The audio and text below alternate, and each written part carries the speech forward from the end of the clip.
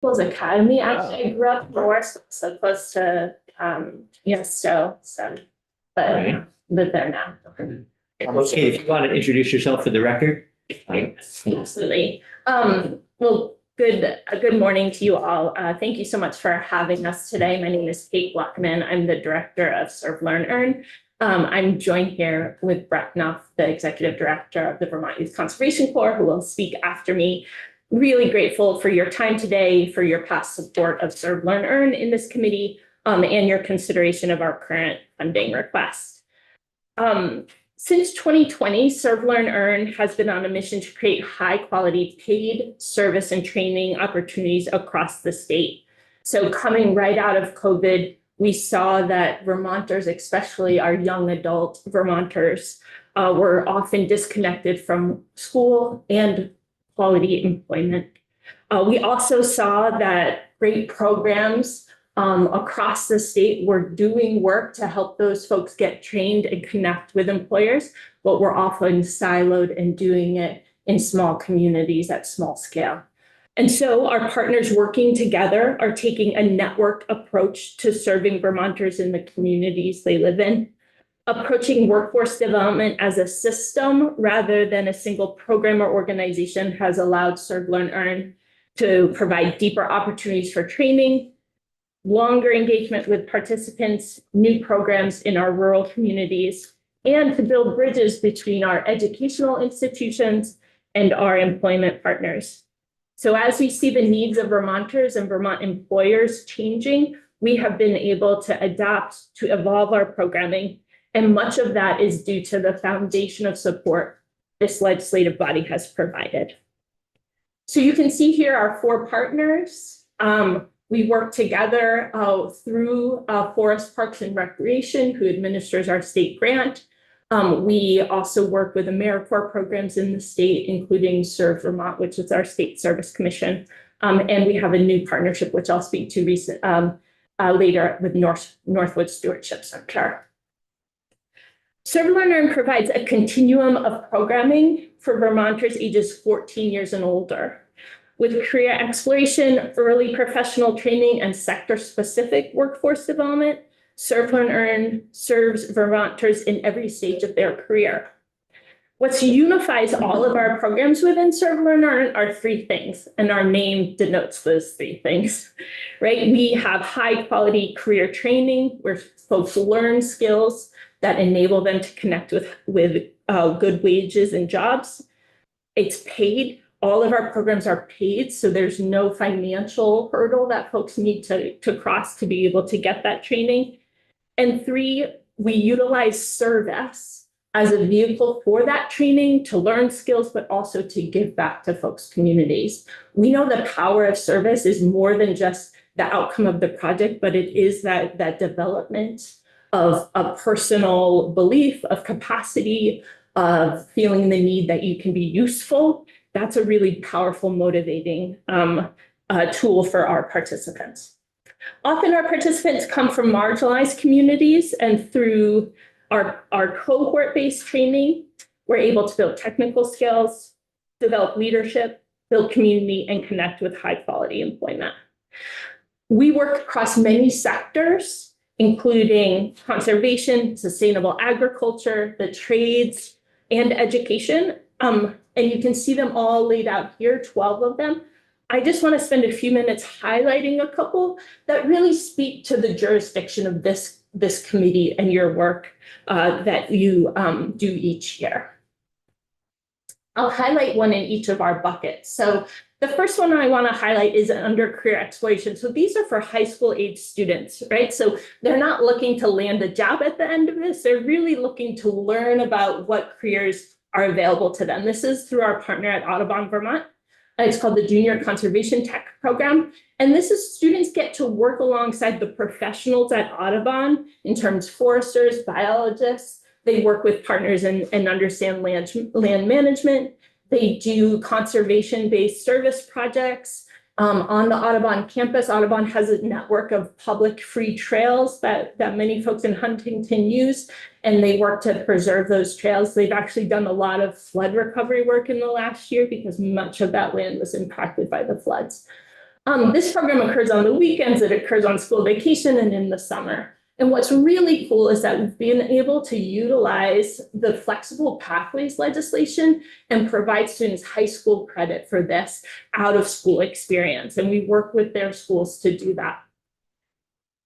Representative Nelson. Thank you. Would that be like through the career and technical centers? Because So, some of this yeah. work seems to mirror Yeah. like the natural resources for that North Country. Yeah, absolutely. So we consider them partners, but we are separate from that Yeah. work. But some of these students attend those schools and see this as additional training.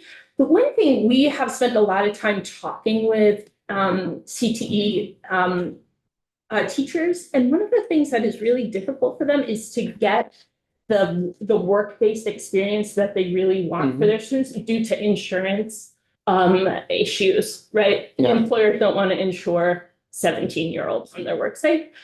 So, some of our programs, based on how they're structured, they enable actually a much wider opportunity to do the work. For instance, BYCC has a forestry program where they might be able to use chainsaws where they wouldn't necessarily with an employer. And so we see that we're a partner in expanding and extending the learning that they're doing at CTE centers. We also utilize their facilities for our trainings, and our partners at Vermont Works for Women works directly with CTE centers to get more girls in non-traditional occupations in those programs. Perfect. Thank you. Just as far as high school age students go, like people who dropped out of high school, would they still be eligible or homeschool? Definitely homeschool. Because we're not in a school, we really will take anyone who wants to come. We don't care. We actually have, we do care about their educational outcome, but it's not like that's a requirement. We actually have a really neat program at Resource called Youth Build, which trains folks who are struggling in a traditional high school setting. They come to Youth Build and they spend half the day doing individualized academic preparation, the other half learning construction skills. There's a program in Burlington and in Barrie run through Resource. And that's an opportunity for kids who maybe are disconnected, who want to get their high school diploma, or who are not yet disconnected, but are really, really struggling. And those students for the last 2 years have done so much flood recovery work in the Barrie area specifically. Yeah. They had to repair their own training facility first. Resource was hit in 2023, and has since then become just like a muck out machine and learned how to rebuild better also too. Representative Nelson. Thank you. It is amazing how a kid, a young adult that doesn't have the aptitude for math, when you get them in carpentry or other hands-on skills, next thing they're doing geometry. Yes. And then you say to them, oh, there, you just did geometry.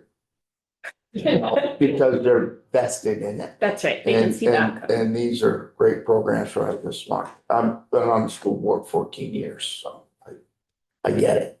Representative Boston. Yeah, I just have a quick question. So in terms of the serve versus the earn, Yeah. like, do people get a stipend? Are they getting minimum wage? How do you draw the line between voluntary service or compensation? Yeah, so it's different with each of our programs Yeah. based on the structure of them. Yeah. I actually, another representative earlier in the session asked that same question, and I'm happy to send you a layout of all 12 of our programs and how they get paid. Yeah.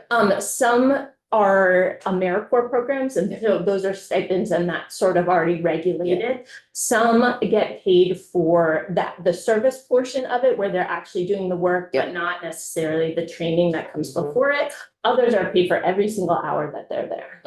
Yeah, so it's really different, but I'm happy to send that list to you. Yep, thank you.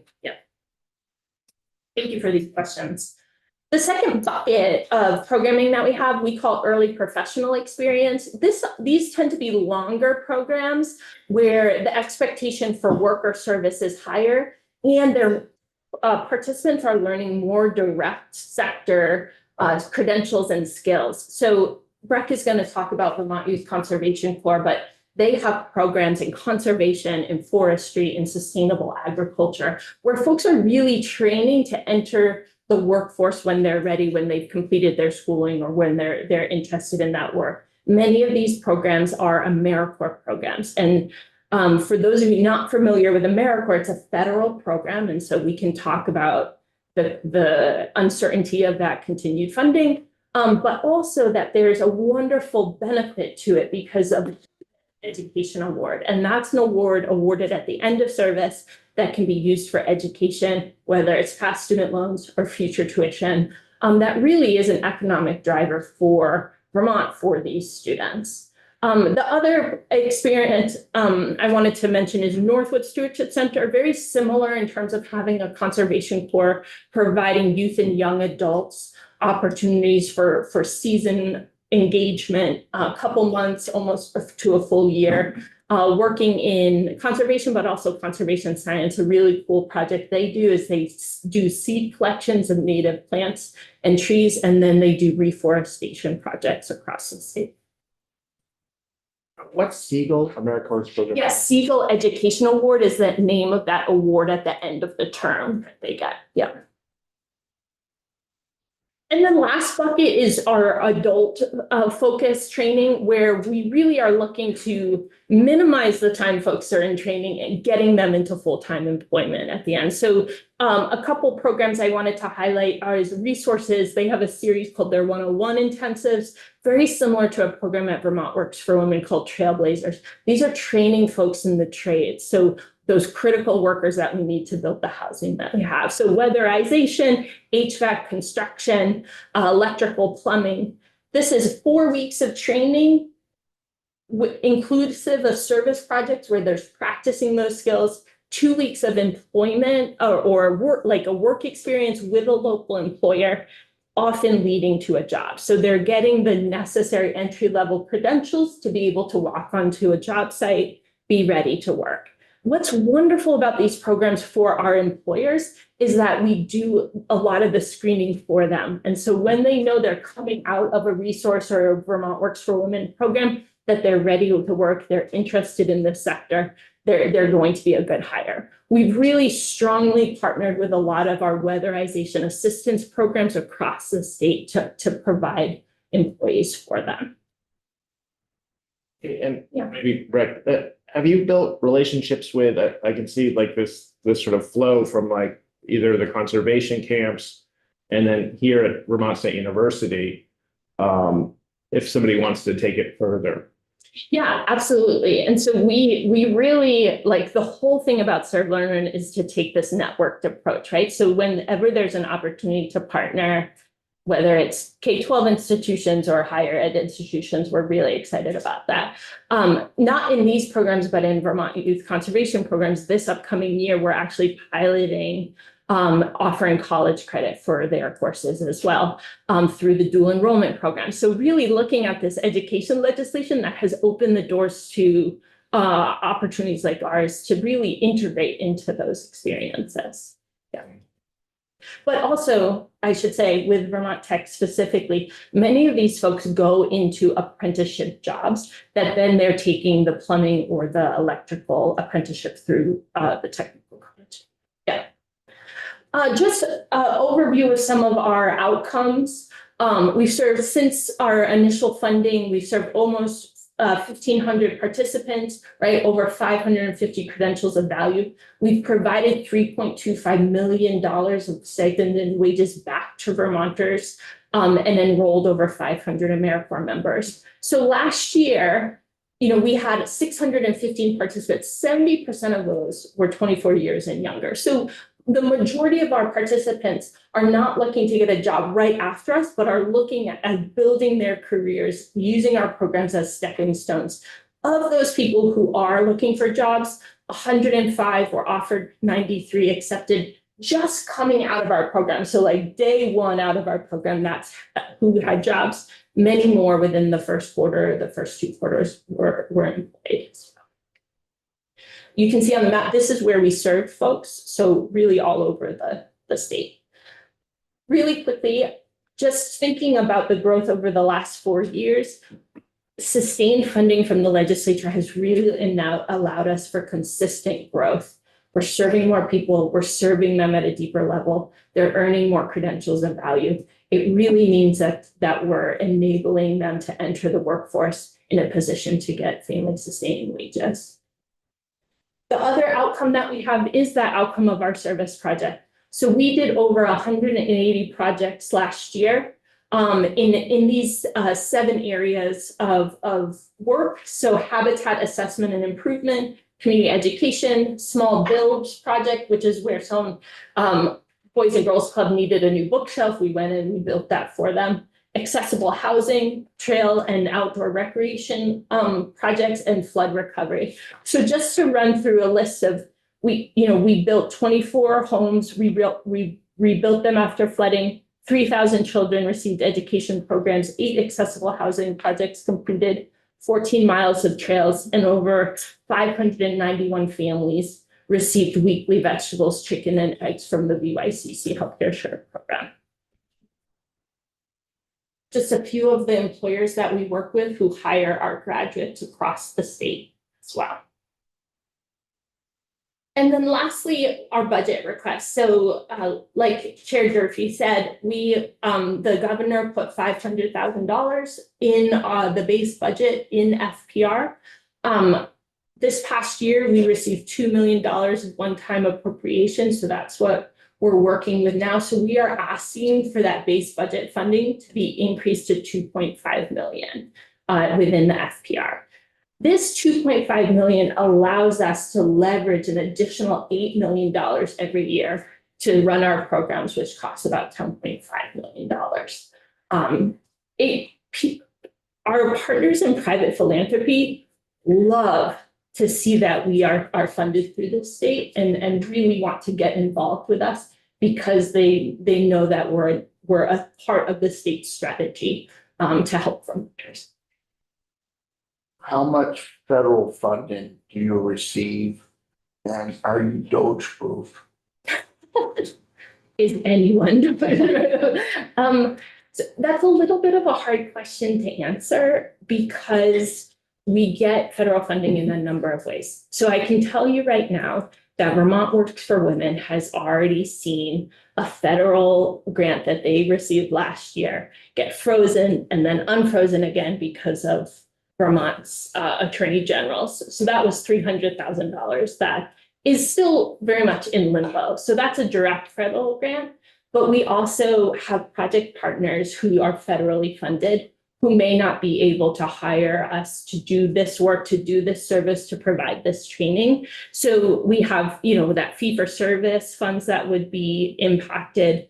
And then the funding around AmeriCorps, which is, across our 3 programs that get it, Audubon, BYCC, and Resource, over $1 million annually easily, that we don't know about that funding moving forward.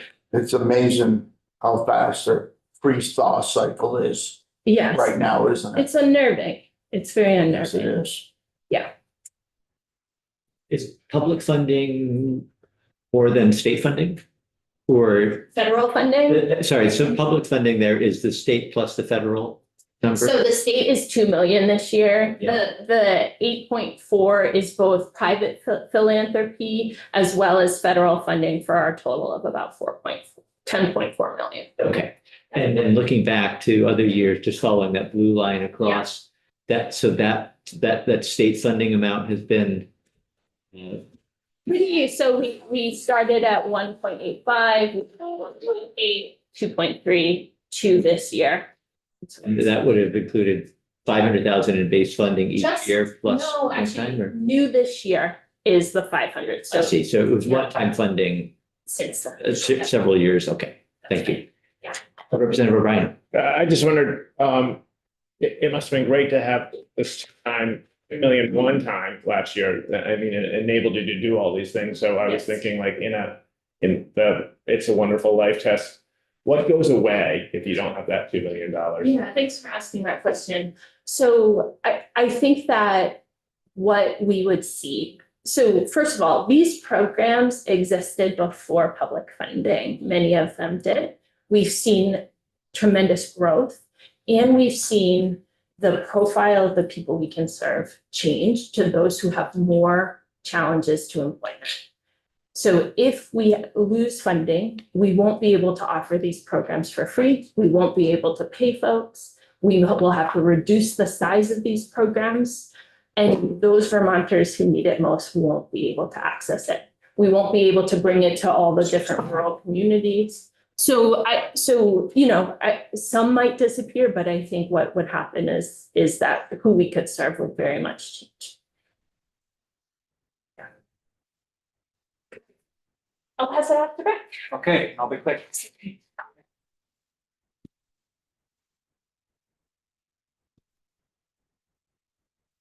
Mr. Durfee, thank you for the invitation. It's great to be back in this august group.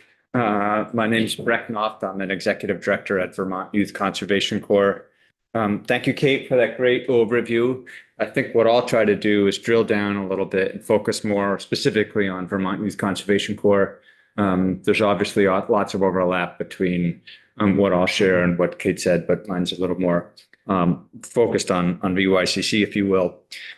First, VYCC, at a 30,000 foot level, we offer paid service experiences to young adults. Generally, they range in age from 15 to 26. This year, we'll have approximately 180 paid service members who come through the Corps. And the outcomes, VYCC is many things at once. It's a powerful learning and leadership training experience. It is also, when you invest in VYCC, you're investing in young people, but you're also investing in infrastructure and conservation. So to use an Audubon phrase, you're catching two birds with one berry there. And it's workforce development training. And you asked a question about partnership with higher education. We're really committed to providing as much value to our participants as possible. We think about this as a service compact. So if someone's really willing to step up and deliver and be there for the state, then the state needs to be there for them. Then the organizations need to be there for them. So how do we do this? We can do this through wages and stipends, but we can also do this through certifications, credentials, academic credit. For the last several years, we've partnered with CCV, where all of our crew leaders get 12 credits for being a leader at VYCC. And what's new this year is leveraging that dual enrollment and flexible pathways legislation so that our high school students are also able to gain higher education credit through their time at VYCC. So really excited about that. We have two main programs. We have a food and farm program, and we have a conservation program. I'll start with the conservation program. There's several different initiatives within that: forestry, water quality, carpentry, and trails. We're best known for our trail work. That's for 40 years now. It's been our bread and butter. But I want to focus, because I'm talking to the House Committee on Agriculture, Food, Resiliency, and Forestry, our forestry initiative here. And I'll start by kind of a quick story of several years ago, 5 years ago or so. We asked why Vermont and VYCC didn't have forestry crews, Sawyer crews, because there are about 150 corps across the country, and many of the Western corps have really robust Sawyer training programs. They do a lot of forest fire prevention, what have you. And so we reached out to potential partners, and they said, well, there's really not a pipeline of projects that have been developed. And we said, well, why aren't there a pipeline of projects? Well, because there aren't enough people to field, to be on crews. Well, why aren't there enough people to be on crews? Well, because there's not enough projects. So you get the self-defeating circular logic. And we said, well, let's try to craft something here. And so we partnered with then Vermont Tech, now part of Vermont State Colleges, to launch a forestry initiative. And in that first year, 4 years ago, we had 6 crew weeks. This year, we expect to have 36 crew weeks. So it's really been a fun trajectory to see the way in which this initiative has grown. Projects, let's just paint a picture of what those projects look like. Our niche is small, nimble, light footprint, go to places where loggers, foresters don't go. We don't want to be competing with them. And for many, many projects that are particular conservation or habitat oriented, it's not worth a logger's time. So we can go in there and we can do timber stand improvement. So there'll be a grove of serviceberry cherry trees, serviceberry and apple and cherry trees, and we'll take out the smaller trees around them in a way that's good for birds, bees, deers, what have you. Release. Yeah, do a timber stand release there. We do a fair amount of invasives work, both manual and spray. We have 2 folks on our team who are certified to do the spray. And then what we piloted last year and we'll build upon this year is hazard tree removal, doing that in partnership with Forest Parks and Rec and the state parks.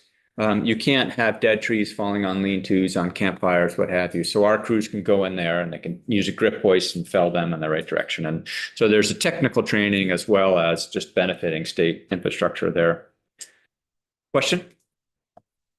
Have you thought about helping your older members get like their certification in pesticide management licensing? Yes. There is a huge need in the agriculture industry for people with that license. Yes. Yeah, so we'll be doing more of that this year. We also provide game of logging training, which is a safety course that the U.S. Forest has a slightly different version, but it's equivalent of, there's 3 different levels, and all of our chainsaw crews get those 3 levels so they can have that technical experience. And the other training that we're excited to introduce is heavy machinery training. And so we've just landed a 3-year grant from the Northern Borders Regional Commission that'll expand our forestry work up in the Northeast Kingdom, and it'll pay for some of that enhanced training. Some of that will be the Have spray work. you reached out to like Professional Loggers Association or the Vermont Forest? Yes, Peter. Yeah. Yeah. So yes, so there's a whole range of partners that we have. Some are federal, National Park Service, U.S. Forest Service. Some are organizations like Merck Family Forest or land trusts. We partner with the state, but we also partner with different regional groups. So Women Owning Woodlands, Cold Hollow to Canada, county foresters. I don't know the specific logging group that you mentioned, but I suspect that Bill Anderson, who leads this initiative, has been in contact with them. Yeah. So I'm looking at the time, and I know we need to hustle here. Just a quick one. Could you talk about recruitment? Like, do these programs sell out essentially? I mean, do you have to turn people away or, setting them up, or do some not fill up and some are super popular? Our crews have been filled the last 2 years. Our recruitment now is 2 months ahead of where it's been in years past. The hardest positions for us to fill are our leader positions, because you need both the technical training as well as the ability to make sure the arc of the group development is coming along well, like people don't get foot fungus, like there's lots to manage out there. But we expect to be oversubscribed, if you will. Last year at VYCC, our applications to positions ratio was about 3 to 1, 2.5 to 1. And now everyone who applies is going to pursue something else. So I don't want to mislead with the headline there, but our crews are full. And we're seeing that across the Serve, Learn, Earn coalition, that there's more interest than we have demand.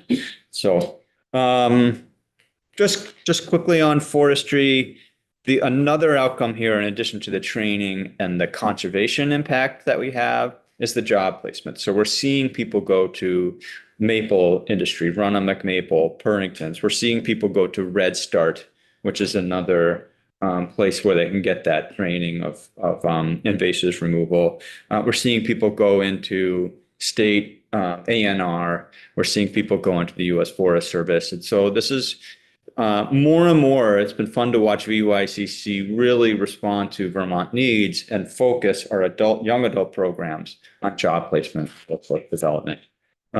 In maybe 90 seconds or less, I also would be remiss if I didn't talk about the farm at VYCC. So Vermont, as we know, is this great laboratory for food systems, innovation. And just as we looked at the forestry initiative and said, what would that look like at VYCC? We also looked at farming and said, we have a really adaptable model, small teams, working hard, outdoor projects that matter. There's an opportunity here. And in this great laboratory of agricultural innovation that is Vermont, VYCC should be a leading core in creating an agricultural program. And on our campus in Richmond, we have farmland. So it felt like there's a real opportunity there. At a high level, what the farm at VYCC does is we enroll core members, they grow food. We partner with regional medical centers or hospital, 12 of them, mostly in northern Vermont, who in turn have identified families or patients who struggle with food insecurity and diet-related illness. And then very much like a CSA model, we have what we call our healthcare share, where our food is then delivered on a weekly basis to our medical center partners who provide those food shares for Vermonters who are struggling with food insecurity. Roughly 80 participants this year in the food and farm program, hundreds and hundreds of volunteers, 70,000 pounds of food, 480 plus recipients of those healthcare shares. Lots of times when nonprofits will talk about a food and farm programming, it's really just a cute garden. This is not that. This is a fully diversified vegetable poultry farm. It is a very real farm. It is a way to provide training for the next generation of farm leaders in the state. My last thought here is it's been fun to think about the way and to see recent infrastructure investments. So we've put up 4 new hoop houses, a new prop house, a new storage shed. We talked earlier about our compost structure that we're building this summer. It'll be a way to sequester carbon. What we want is to extend the production season and have that really be something that enhances our food security efforts, but also extend the growing and the training season, and to do that in modern systems in a way so that when our graduates, if you will, leave the farm at VYCC and they go start their own farm, they go work for other farms, they work for the food bank, what have you, they're really well versed in these systems and the best practices. And so making that shift from a farm that was held together with duct tape and twine to really modern systems has been fun to be part of that journey. So what questions might you have? Yeah, thank you. No, that was a great overview. I think it gives us a clearer picture of the work that you're doing and how it fits into the larger landscape. Great. Well, thanks. I make one last plug here. So two thoughts on the funding request. We talked briefly about the uncertainty of federal funding, acknowledging that this is a self-serving point. But the more that we have certainty and commitments from partners, funding partners, the better that is, the more that's a bulwark against possible changes that are coming. So including and increasing the amount that's in the base budget would be really helpful for this collaboration. I can't understate the way in which the philanthropic sector says, wow, you've got a partner in state government. State government is goes through a serious vetting process. They believe in you. And then the other point that I would make here, which is related, is highlighting Kate's numbers, the numbers that are in Kate's slides, and the ROI that the state has gotten on this investment feels really measurable. We've also hired a new data manager who's going to enhance our ability to track data across 4 organizations so that next year when we come back to you, we can even share more of that story. How does that leveraging work that you spoke about, the 2 million you turned into 8 million? Yeah. With partners? Well, it works in a number of ways. One, it works just to give our programs credibility in the eyes of private funders, so they won't even play with us unless we're, at this level. The second way is that it enables us to, we've made a really strong commitment of using public funds only for direct programmatic costs. So we say public tax taxpayer dollars will just go directly to that. And so what we're able to do is then tell, share with our private funders that this is how we're using the money and can they help in other ways in the indirect costs and the overhead of our program. And I think they really value that distinction. So just being able to say that this is how our budgets break down has enabled us to get into conversations and rooms with funders who wouldn't necessarily have previously looked at us. I think the other thing too is that because we're talking about collective impact of Serve Learn Earn rather than every small program approaching the funder, it's a very efficient way for them to fund, I think similar to the state. And so they have been interested at looking at a scale across Vermont rather than just in one community. All right, Thank you so good, much. yeah, thank you. Thank you both for coming in. All right, good. So let's shift gears briefly away from budget to one of the bills that we're looking at this week, H-134. And we've got John McCann. Morning, John. Do you want to come on up? Yeah, it's like I get a private room today. So, We are short a couple of committee members. There's a press conference going on downstairs that I think, That were they? yeah, won't necessarily last too long, but anyway, the door might open and more people might come in, so just be aware of that. And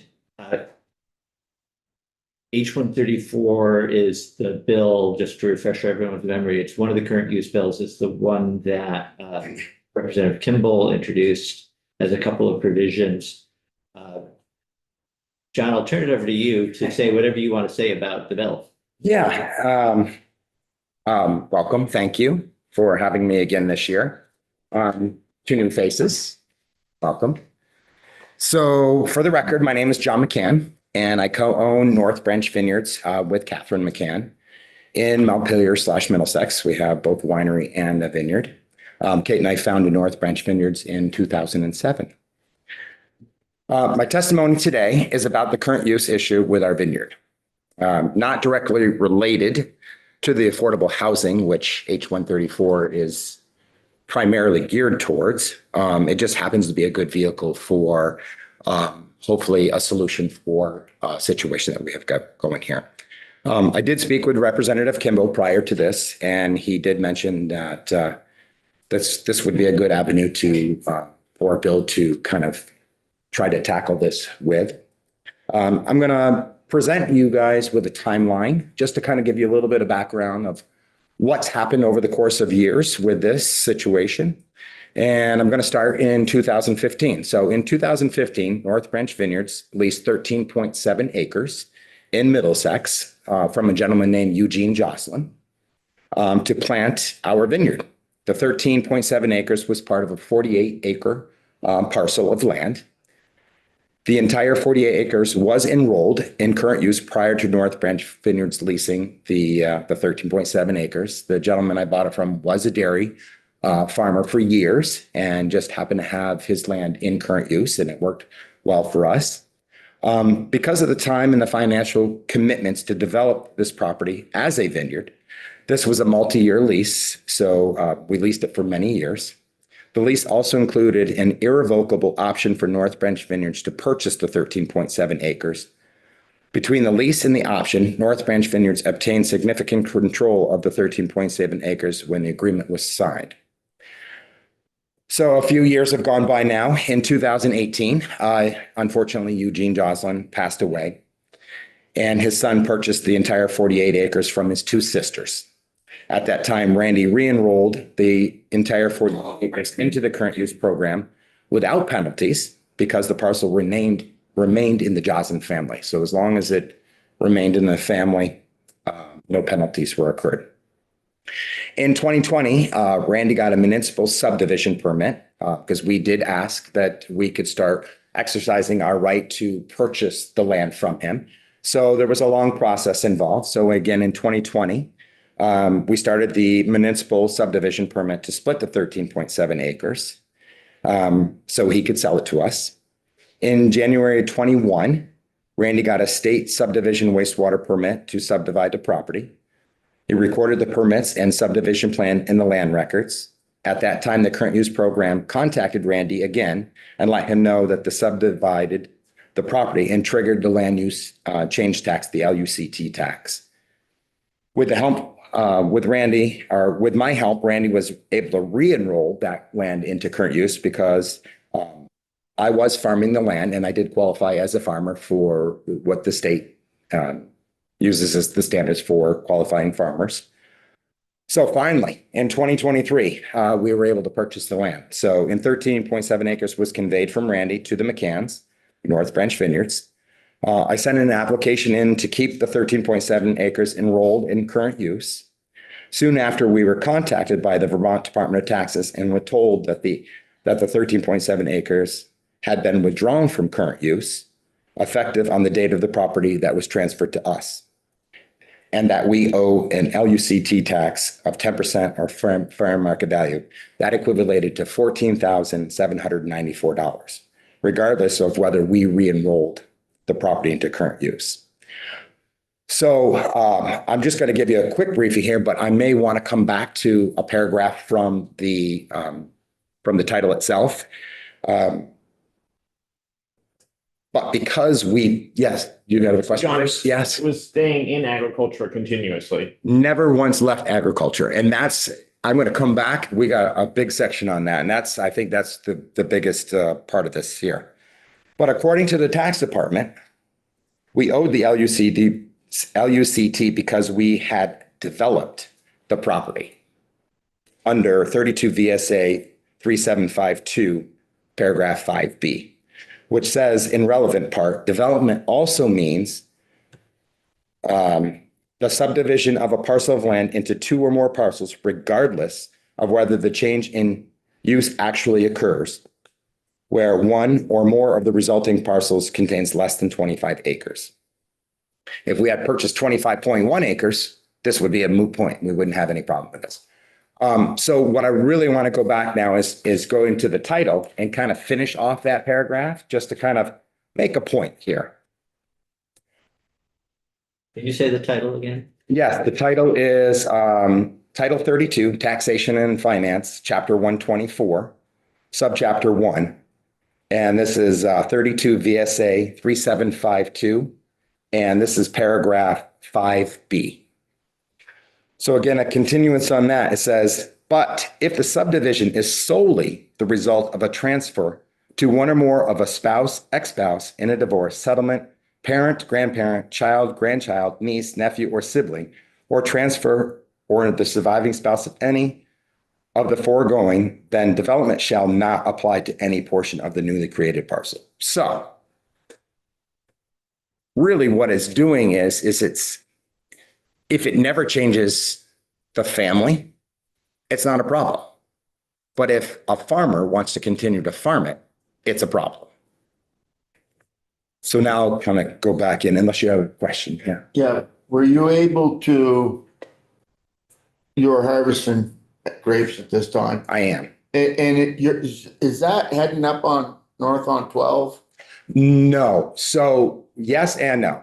Our winery is on 12, but the one that you see just above there is Montpelier Vineyards. Okay, We're actually just off Terrace Street. So Portal Road, we have the 13.7 acres, it's about 2 miles from here. all right. So you were harvesting your grapes and I assume you were making the $2,000. I am. Yes. I hope so. Yes. Yeah, no, so you should qualify in all.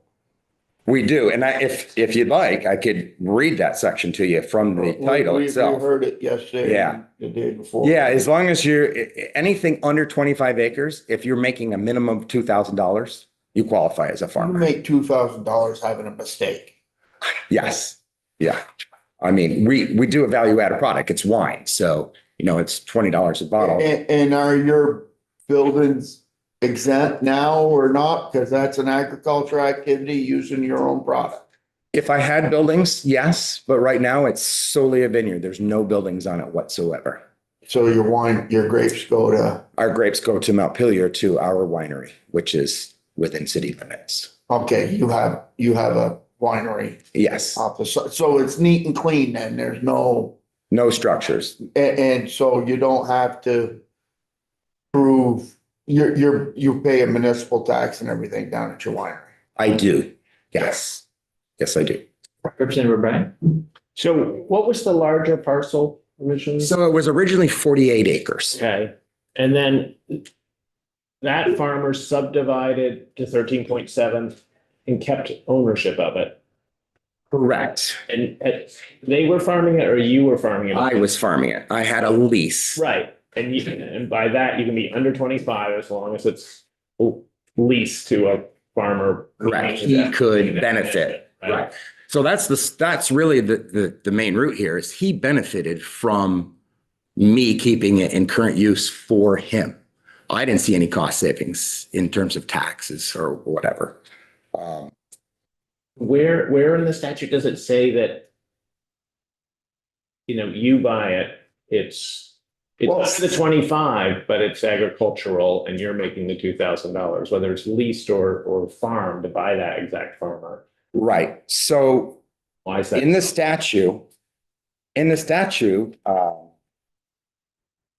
under that same 3752 paragraph, it talks about under 25 acres that you qualify for a farm and you can put it into current use. Yeah, That's not the problem.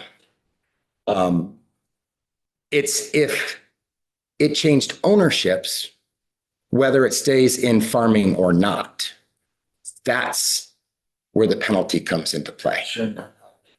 Now, and here's the real kicker is the penalty should have come from the person who subdivided the land to sell it to us. Yeah, that's not how the tax department sees it. They see it as we purchased it. We're developing it. We have to pay the tax on it. This is the hot potato I think we heard yesterday.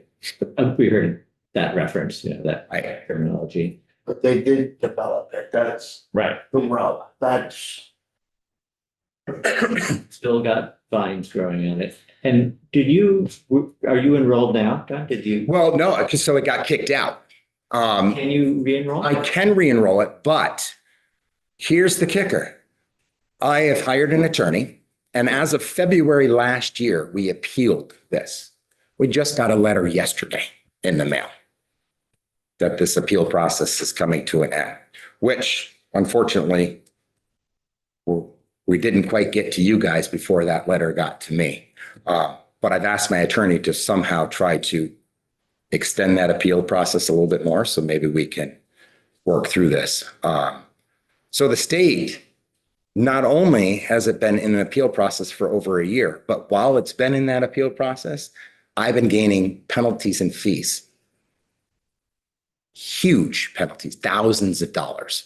So the original 14,000, I'm over $20,000 in penalties and fees now because you didn't write the check. because I don't have the money to write the check. And you're in an appeal process, you should. In the appeal process, to me, in an appeal process, all penalties and fees should be on hold until the appeal process is over. Yeah, and then if anything, it should be just interest. Correct. So, So because you were appealing, you did not re-enroll, or is there something? so because I went into the appeal process, they kicked me out of current use. I submitted the paper to re-enroll it into current use, but at that time they said because we're in the appeal process, they weren't going to re-enroll it into current use. So now I am paying full fair market value property taxes on that property. I'm not even getting the benefit of an agricultural piece of land. Yeah, but it's Montpelier, it's cheap. It's Middlesex, right? That's cheap. So it's still $2,000 a year. Because there's no buildings or structures on it. If there was a building or structure on it, then we're talking $10,000, $15,000, $20,000 in taxes. So, all right. So as you can imagine, entirely surprised by this. First and foremost, importantly, we did not subdivide the land. The previous landowner was the one who subdivided the land. When it was carved off as part of the lease to us, second, when he applied for, received, and recorded the subdivision permits, and lastly, when he conveyed the land to us. Randy was the only one who enrolled the property in current use and benefited from the lower tax rate under the program. So that was kind of my main point there is we didn't benefit from any of this. Second, the commodity, grapes, has not changed between the time the parcel was leased and purchased. The parcel is not being developed. It is and will continue to be farmland. There is no change in use. This means the tax department is penalizing me as a small farmer simply for managing to gather sufficient resources to buy instead of lease my farmland. Just at the point where my agricultural operation is becoming financially stable, the tax department is destabilizing it with a significant penalty. The purpose of current use program is to encourage agricultural use of land. Losing or imposing the penalty against me as a farmer for being able to buy the farmland has exactly the opposite effect. Indeed, a penalty of this amount could make farming the property unfeasible, could force me to stop farming the property, not enroll in current use, and sell the property to a developer. So really the way to make money on this is to turn around and sell it. This is, instead of on 134, this has more to do with Greg Bird's bill. You know, being able to lessen the acreage and lower the penalties and the requirements of how much money you have to make to be able to be in current use. Right now it's 50%. You have to make 50% of your income as a farmer. Yes. Representative Burr brought a bill that drops it down to 25%. And also takes away some of that acreage amount. Well, it's funny because that's one of my suggestions is to remove some of that acreage amount. It goes from 10 to 6%. It's a slightly different twist on, I think, anything that we've heard up to this point.